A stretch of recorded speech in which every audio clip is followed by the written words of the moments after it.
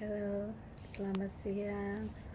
Sugeng siang rencang sedaya, mugia sampean sedaya sehat nggih. Ini saya, maaf, kenalin dulu ya. Nama saya Yuni Genjreng. Saya mau menceritakan bagaimana awalnya saya masuk Singapura. Nah, saya masuk di Singapura itu 2003. Pengalaman kerja saya belum ada, karena saya itu anak dari kampung sekali. Jadi itu saya bermodal nekat ke sini.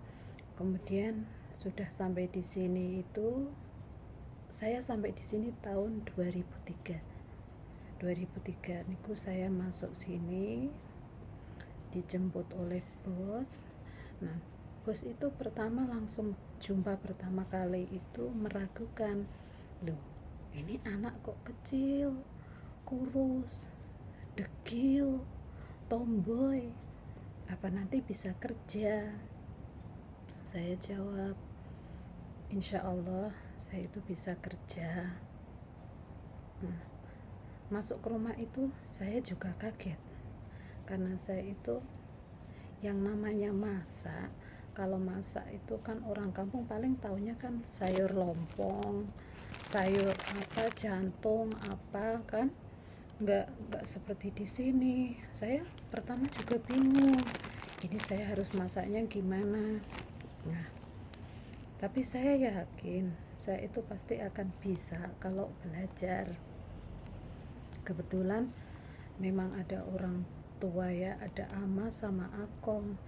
Itu orangnya memang, oh my god, kalau ngomong itu juga namanya orang tua ya, kalau ngomong itu kan kadang asalnya plus aja. Tapi saya paham, karena saya memang belum paham mereka mau apa, mau ini mau itu, saya belum paham. Kemudian pelan-pelan saya mulai meluluhkan mereka, tapi masih ada ini kendalanya apa, saya itu belum bisa masak.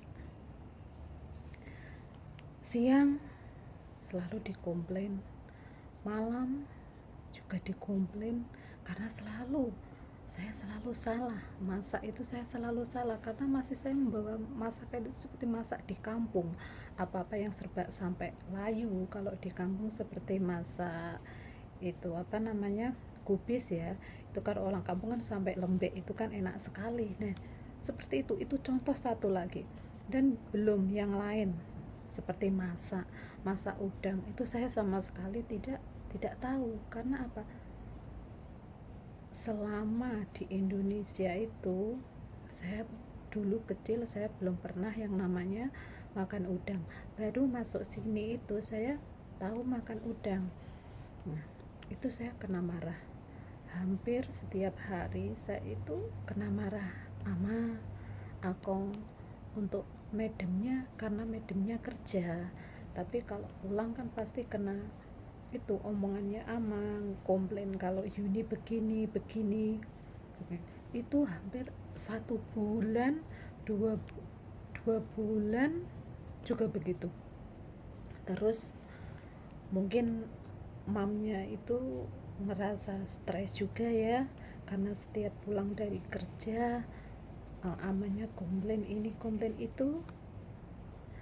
Sore mamnya memanggil saya, Yuni, kamu pack kamu punya barang, kamu akan saya kembalikan ke agent. Saya waktu itu sudah nggak bisa bicara apa-apa ya, karena saya kan memang sebenarnya niatnya memang kerja. Saya dibilangin apa aja sudah oke. Memang untuk masak itu saya benar-benar mempunyai kendala. Kemudian saya udah pack saya barang, karena saya besoknya itu kan mau dikembalikan ke agent oleh maminya. Malamnya itu saya nggak bisa tidur, saya nangis. Saya nangis waktu itu. Kalau saya dikasih balik itu, saya yang mau nebus siapa? Karena terus terang ya, saya itu kan sudah nggak ada ibu, ayah saya juga sudah menikah lagi, jadi tidak mungkinlah saya akan merepotkan mereka kalau nanti saya dibalikan ke Indonesia atau apa. Malamnya saya nggak bisa tidur, saya di pojokan, saya nangis. Habis nangis saya sembahyang. Kemudian amahnya itu mendengar saya nangis, kemudian tanya, kenapa kok kamu menangis? Saya menjawab, oh tidak apa-apa, saya tidak apa-apa. Udah, paginya itu saya bangun, saya melihat ama itu nggak seperti biasanya, dia diam saja. Kemudian saya kan ngomong, nanti saya mau kasih dibalik ke agent ya mas, saya minta maaf gitu. Kemudian saya dipanggil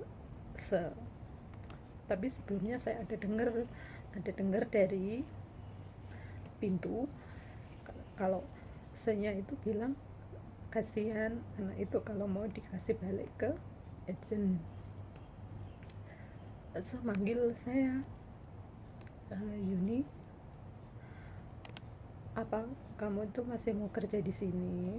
Saya ngomong, saya masih, saya itu bersedia kalau disuruh belajar masak atau apa. Saya cuma minta tolong belikan kamus. Nah, kemudian oke lah, kita coba ya, 1 bulan kamus, saya belikan kamus, kamu belajar ya. Saya belikan kamus, belajar itu di sana di lemari ada buku masakan banyak punyanya ibu, nanti kamu belajar bener. Terus belajar, saya belajar. Waktu itu saya pun nggak pernah ada mikir mau off day mau apa, itu saya nggak pernah mikir. Handphone pun belum ada, saya belum punya handphone. Facebook juga belum ada, 2003 itu belum ada, dan WhatsApp pun belum ada, baru belum lama itu kan WhatsApp ada. Akhirnya lama kelamaan saya itu pintar masak. Kadangkala ada ama itu masak, saya dari belakang, padahal amanya itu nggak suka kalau saya lihat itu dari belakang, dia nggak suka, pasti dia akan ngomong, kamu sana, kamu pergi saja, karena kamu kan bodoh, kamu nggak akan tahu. Namanya juga orang tua ya, saya biarkan saya nyuri-nyuri resipi dia bagaimana cara masak. Nah, akhirnya dalam 6 bulan itu saya sudah pintar masak. Jadi saya kembali, maafkan kami, saya minta maaf, kami juga minta maaf, dan juga mereka berterima kasih karena saya itu mau belajar. Jadi membuat suasananya juga tenang, mamnya kerja juga tenang, saya kerja. Akhirnya satu setengah tahun saya diajak holiday ke Bali sama maminya. Kemudian maminya itu tanya, Yuni, saya lihat kamu kok nggak pernah kirim surat, nggak pernah apa ke orang tua kamu gitu kan. Saya juga ngomong begini, saya itu sebenarnya sudah nggak ada ibu, cuman saya nggak mau kalian itu nanti kasihan sama saya gitu. Kemudian mereka semuanya menangis, ini anak kok kuat sekali begitu, nggak pernah gimana-mana, off pun nggak pernah minta, apa-apa juga nggak pernah minta. Saya memang niat saya kan kerja untuk cari uang, jadi istilah mau off mau apa itu saya udah nggak mikir. Saya yang penting saya bisa cari uang untuk masa depan saya. Dan kontrak saya sudah habis. Sebelum kontrak sudah habis, saya sudah diminta beliau, kamu continue aja di sini, kamu tambah kontrak saja. Saya berpikir, baik, saya tambah kontrak. Nanti sebelum kamu tambah kontrak lagi, kalau kamu mau pulang kami ikut ya. Betul, pas saya pulang yang keberapa ya, kalau nggak salah itu 2009, bos saya dan teman saya semuanya 5 orang ikut ke rumah saya di Magelang. Beliau bercerita kepada orang tua saya dan berterima kasih karena mempunyai sosok anak yang tangguh. Waktu itu saya juga nangis, saya itu juga nggak sadar kalau ternyata selama ini mereka itu begitu menyayangi saya, appreciate saya bekerja di sini. Dan 2012 beliau, pokoknya ini ya, setiap habis kontrak saya nambah dan nambah sampai 2011 suami saya disuruh ke sini. Oke, suami disuruh ke sini, saya pun juga perasaan ya, nggak mau ngerepotin keluarga mereka. Saya pengennya juga di hotel. Lagi-lagi mereka, nggak usah, kamu sama suamimu tinggal di kamarmu saja, gitu. Terus beliau juga cerita-cerita ke suami bahwa saya itu dulu sudah mau dikembalikan ke agent, masak nggak bisa masak, tapi satu yang membuat mereka itu ibaratnya apa ya, masih sayang kalau saya mau dikembalikan agent. Kenapa?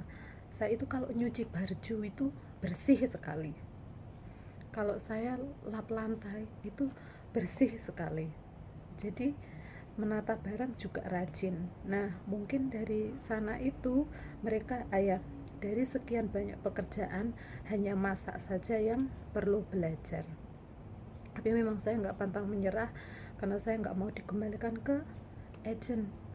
Saya nggak mau nanti potongan saya itu bertambah lagi. Nanti kalau tambah lagi atau tuker lagi agent kan, aduh, tuker majikan ke agent lagi, tak tahu kapan saya akan mendapatkan uang. Maka dari itu saya dari dulu itu tetap bertahan. Disuruh off nggak off, baru setelah 6 tahun saya di sini baru saya mulai off. Itu pun nggak tiap-tiap, karena apa? Kalau saya tiap-tiap off nanti uang saya juga cepat habis.